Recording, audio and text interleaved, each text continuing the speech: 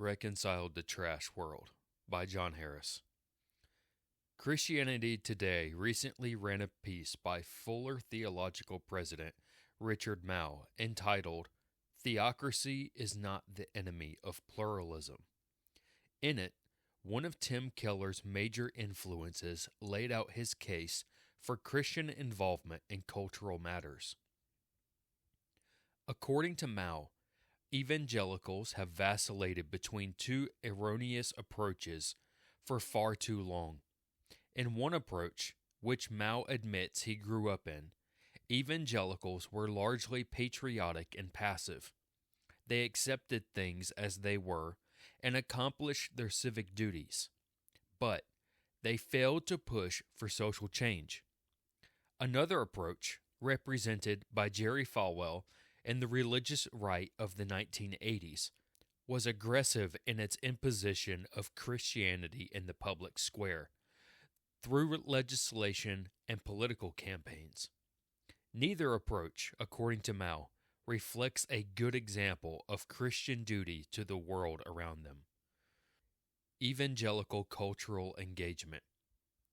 But Mouw leaves out the cultural change that provoked evangelical engagement. Indeed, there had been none before. That is, except for Mouw and his group of progressive evangelicals like Jim Wallace and Ron Sider, who formed Evangelicals for McGovern in 1972. This group drafted the left-leaning The Chicago Declaration in 1973. Meanwhile, right-leaning evangelicals enjoyed what Aaron Renn calls, quote, positive world, and did not see the need for overtly Christian political action. However, throughout the 1960s and 70s, seismic shifts from Warren Court decisions to loosening sexual morals inspired backlash. Evangelicals began to think they were losing their country's Christian character. The quote, third option. It is this character Mouw seeks to undermine with his third cultural engagement option. At the beginning of the article, Mouw makes it clear he not only wants a religious neutral society, but one bereft of many Christian values. Forcing what he calls a, quote, theocratic understanding of reality on others violates their ability to choose obedience to God. This translates concretely into his opposition to censoring foul language on television. Though he does not directly address pornography, drag queen story hour, or self-described transgender athletes, it would be interesting to find out if his logic is consistent. Why not discourage Christians from opposing these examples of public indecency as well? Counterfeit kumbaya. Mouw describes his approach as, quote, desperately needed today in our increasingly polarized society. Evangelicals, he said, need to, quote, labor patiently alongside others, persons of other faiths and of no faiths at all, in seeking workable solutions to the complex challenges we face as a nation, end quote. Of course, this is vague enough to conjure up images of hippies singing Kumbaya with no practical policy plan. Isn't it enough to be united together in peace? As one crunchy woman I met recently said, that gives me the feels. Mouw's version of cultural engagement. Feels or not, Mouw certainly does have a plan.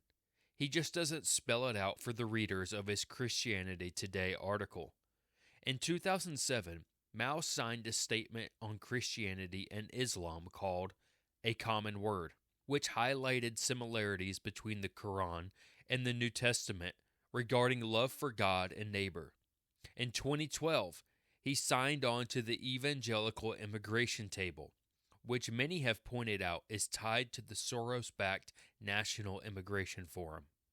In 2017, he signed a statement in the Washington Post that urged, quote, President Trump to reconsider reduction in refugee resettlement. In 2020, Mouw signed the AND campaign's 2020 presidential election statement to, quote, promote social justice and moral order. He also signed the Asian American Christian Collaborative's statement on anti-Asian racism in the time of COVID-19.